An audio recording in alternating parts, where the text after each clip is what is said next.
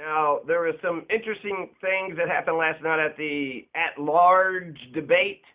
So the city council is running an at-large debate. There are 7 candidates for 2 positions, and it's a vote top 2, so you get 2 choices. Pueblo City, Mark Aliff. Mark Aliff won. Mark Aliff, hands down, won the at-large debate. And then I do not support that tax, and let me tell you why.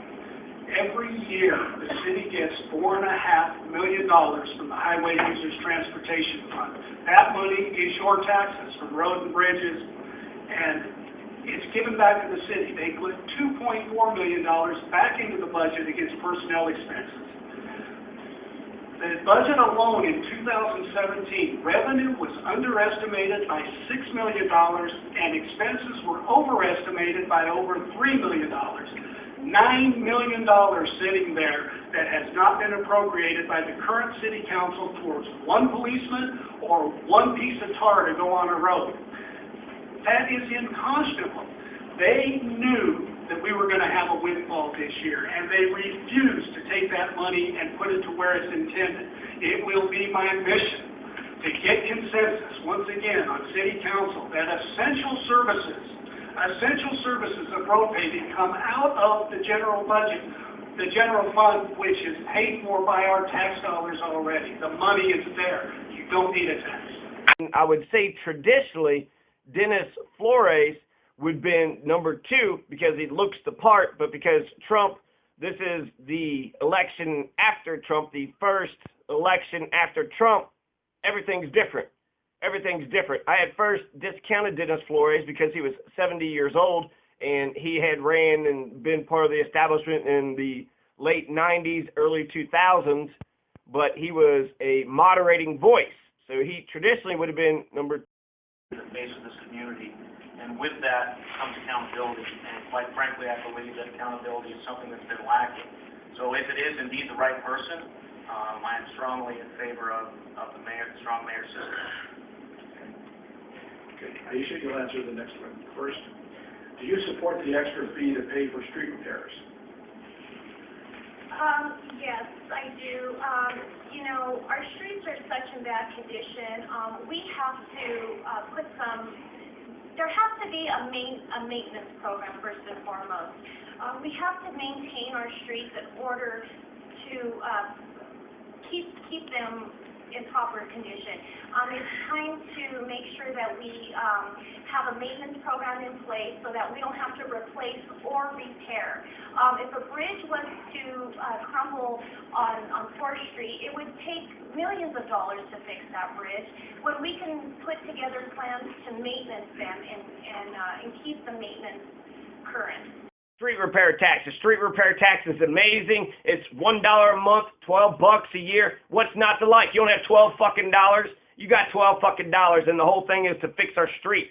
People are bitching about the streets. $12 helps fix them, and then we'll have that money in the pipeline forever. So we'll always have this street repair money. It's a tiny little tax that gives the city some power. We do get $9 million. Mark Aliff's, all of his criticisms when it comes to taxes is 100%. Essentially, he's saying we already have the money. We get $9 million from the transportation, from the state. So we already got $9 million. So where the hell is that street money going? So they're just trying to get some more money as Mark Aliff's. My counter to that would be that it's the state money versus the city's money. So I don't know if there's like they have to tag it or something, or they have to, dog ear in it. So it has to be for a very specific project, whereas this money we could do whatever we wanted with. Joe? That is a good question. We're talking about taxes again. We're talking about the people in this community. We're talking about people that are retired, and we're talking about bringing retirees in here. That's going to be pretty tough when you start taxing. And there's a number of initiatives that we're calling for taxes here. And subsequently, no, I'm not in favor of that. I think we can take some of that money from Petco. Folks, they have approximately $60 million, okay? We need to, again, I'm not trying to throw them under the bus. They have a budget. But we need to take some of that money that's already sitting there, and we need to use that money to build the infrastructure and to create a community that is safe and sound. It's there. I've been told it's done by people that have worked there, that have dealt with the budget. that they can. Dennis Flores was in good health. He was vibrant, so he's got, way more than 4 years left in him, probably another, 20 to 30 years.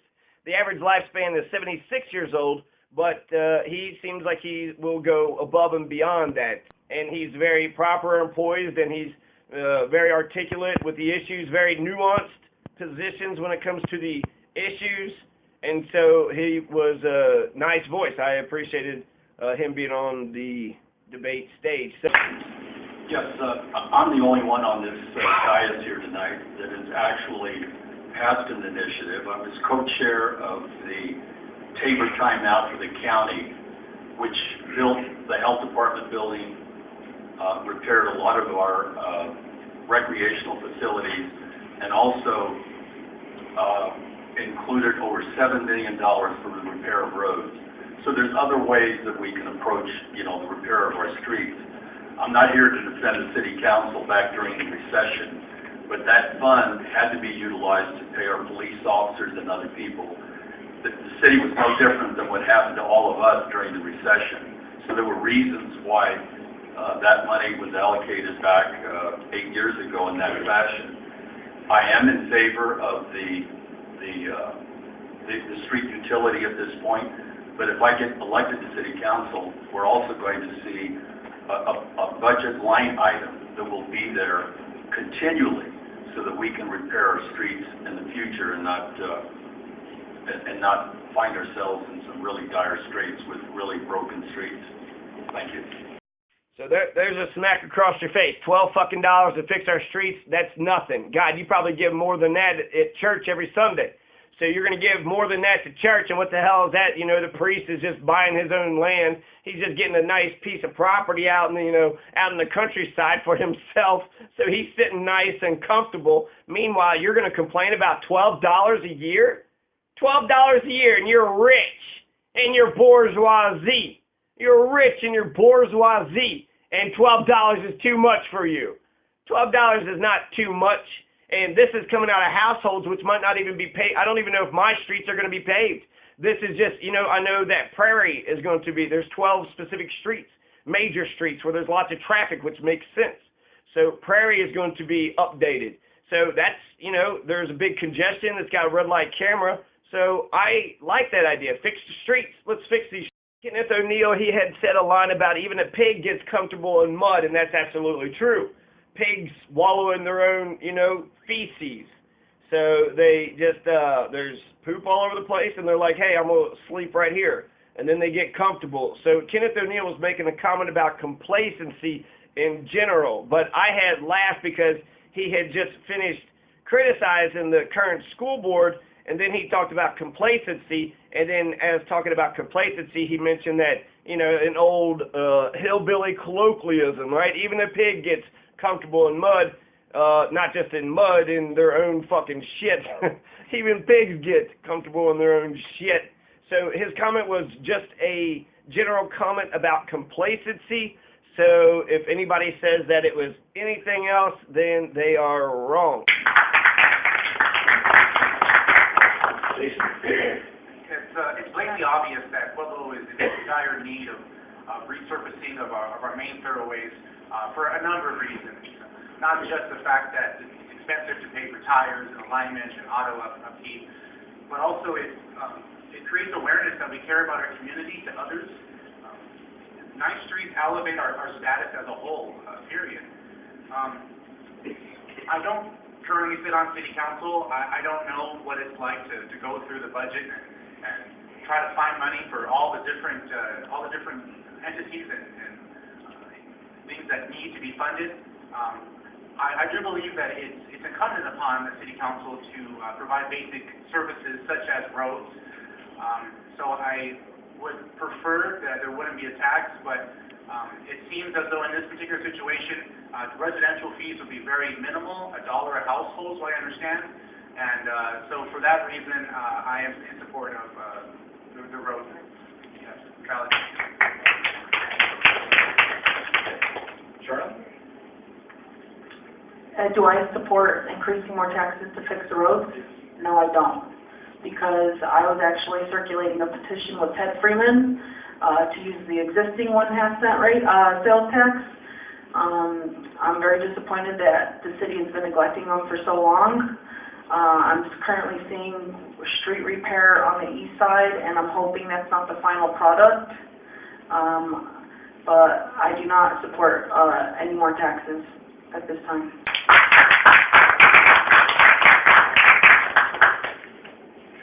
Kevin? Yeah, I'm all for road repairs. I'm all for more police. But at what point do we stop putting it on the backs of the taxpayer? I think as a city, we need to streamline the process of creating new business in this town, and with that, we can broaden the tax base and create funds to pay for roads, to pay for police. We need to stop putting it on the backs of all of us in this room. The best lines of the night would go to Charlotte Perez. She says that the East Side needs to stop being treated like Puerto Rico. And so that's incredible. That's is that the ghetto? It seems like every city has their ghetto. In Cincinnati, it's over the Rhine. In Louisville, it's the West End. A lot of these sundown towns, they're just across, you're on the wrong side of the tracks. And that's, about black people. Black people are on the other side of since segregation, right, since the Emancipation Proclamation, the South had rectified, all that for 100 years by segregation. So it's like, well, we don't want you to live with us, but since we have to respect your humanity, live over there. And so the East Side would be, I guess, that portion of Pueblo City. East Side is the West End, over the Rhine ghetto for Pueblo City. And I believe what her point about that is essentially they're being neglected, they're being forgotten. So you have this horrible, it's traumatized. What's going on in the East Side is ridiculous. And so Puerto Rico, the criticism of Trump on Puerto Rico was that he didn't care. He doesn't, jump on it. When it comes to Texas, he was right then and there. But then when it comes to Puerto Rico, he's lackadaisical. He's criticizing their debt. He's focusing on all the wrong things when he just needs to go out there and just be a good guy, give them the food, water, clothing, everything that they need. So he's going down there, throwing paper towels. Let them eat paper towel. Let them eat paper towel, And I know he was just having fun, but just the symbolism of that, it just, he's out of touch. He's out of touch. Oh, you have no homes, you have no food, here's some paper towels. Okay, we need more than just paper towels. The East Side needs more than just paper towels, too. They need real solutions. I'm going to mention some things about the school board just to follow up with my last video.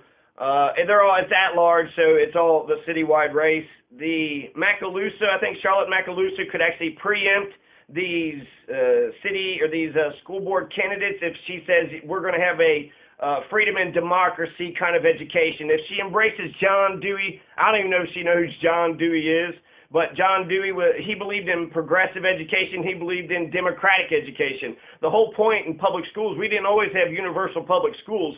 There was a big campaign in order to get universal public schools, kind of like universal health care. So universal education is not guaranteed, and I think that in the era of Trump, that everything is up in the air, probably even post offices, right? People question the post office.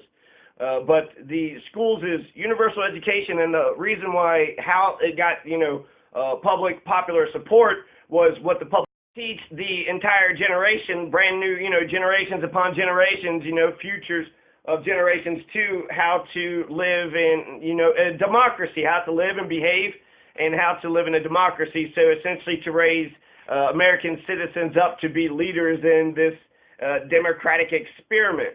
Now, D70 versus D60, the good thing about D60 is we got this release valve, this election. We're actually talking, we're deliberating.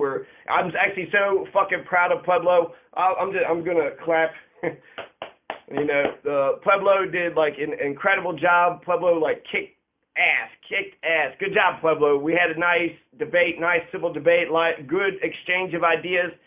There's absolutely zero democracy in D70, so there's not going to be any deliberation, no release valve. They didn't even have an election. They could have actually changed the entire board. They could have had a revolution in the county, but instead they just said, hell, we'll just keep our incumbents. So they got a 100% incumbency rate. I don't even think that the Politburo in China or, Putin's Russia, if he could get, 100%, did Saddam Hussein? I don't even think Saddam Hussein and Fidel Castro, I don't think they got 100% of the vote. 100%. That's so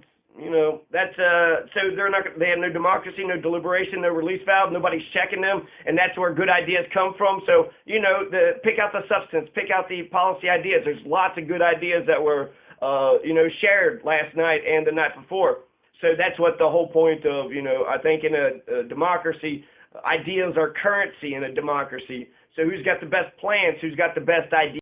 Just after the teachers' strike or after the teachers' demonstration at the school board meeting, that Charlotte Macaluso said something about some anti-bullying legislation or something about an anti-bullying campaign. So if she's truly against it, bullying, which if she's an authoritarian, then she's the head bully. But if she's truly against bullying, then she would be in favor of this John Dewey, this radical notion of teaching Americans, young Americans, how to live in America, how to lead America, how to, be all that they could be, to know how democracy functions, how to be a good citizen if they're not a politician, how to know that they can call politicians up, they can ask them questions.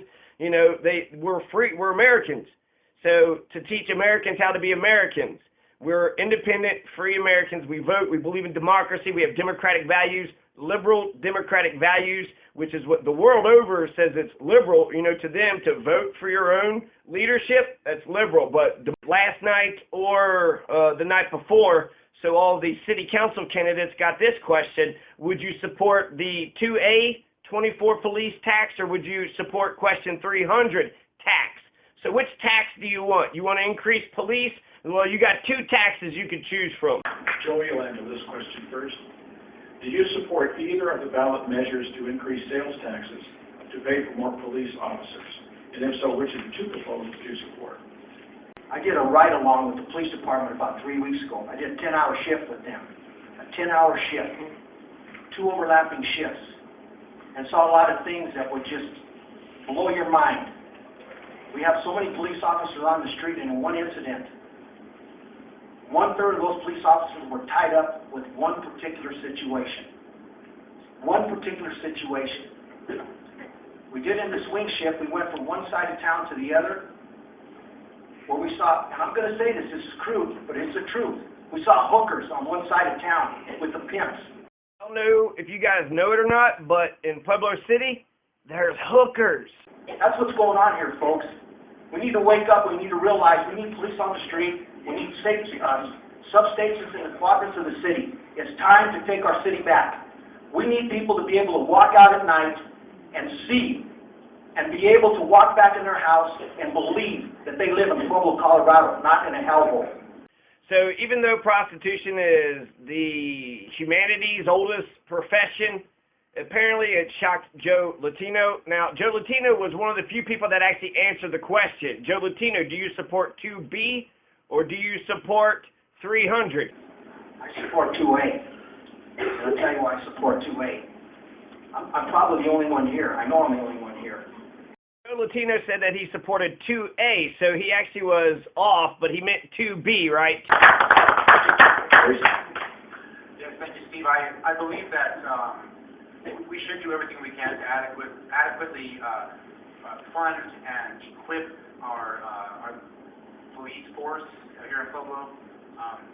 I believe that a strong police presence will deter crime and make people feel safer, as Mr. Latino was alluding to. And I think that's important not only for current residents, but also for people who come from out of town. Although oftentimes I hear nothing but great things from people who visit us from other communities. As far as this ballot initiative, I am going to vote for it because I think that the value that we're going to get out of hiring these police officers now is going to outweigh the cost of pushing it down the road and not having a full police force for a number of years if this doesn't get passed. Or if you entrust me with your vote and I get elected to city council, we'll sit down, take a very close look at the budget and see if we can come up with some funds to hire some new police officers. Thank you. I said yes. Do you believe in A or do you believe in B? Yeah. What? No, it was A or B. Yes. Right. Yeah. No, I'm for that. I'm for that. No, that was the either or thing. Yes. So. I lied because that's one thing that I do agree with taxing, just because the community needs it. It's a necessity at this time, just so that way the police officers can respond to 911 calls in a timely manner. So I do support increasing tax for that one particular issue. Kevin? I am in favor. We've got some great police officers in this town, but at the end of the day, they need help. Here in Pueblo, people just want a good-paying job and they want to feel safe. More police officers would definitely help that. And as I said earlier, attracting new business, if we can make this a safer community, you know, it's obviously more encouraging to people wanting to create new business here and bring new business into this town. Dennis? This is a no-brainer. I think for the addition of these additional officers is a great deal for the community. Every survey that you do within our city, the citizens indicate that is one of their top priorities. It's such a small amount for huge dividends that it will pay. And it's also a safety issue. I think we need to get our police force up to the right level. You know, we do not want to endanger our police officers by putting them in situations that we lack manpower. And along with that, I think that we need to start looking at technology and giving police officers the resources that they need.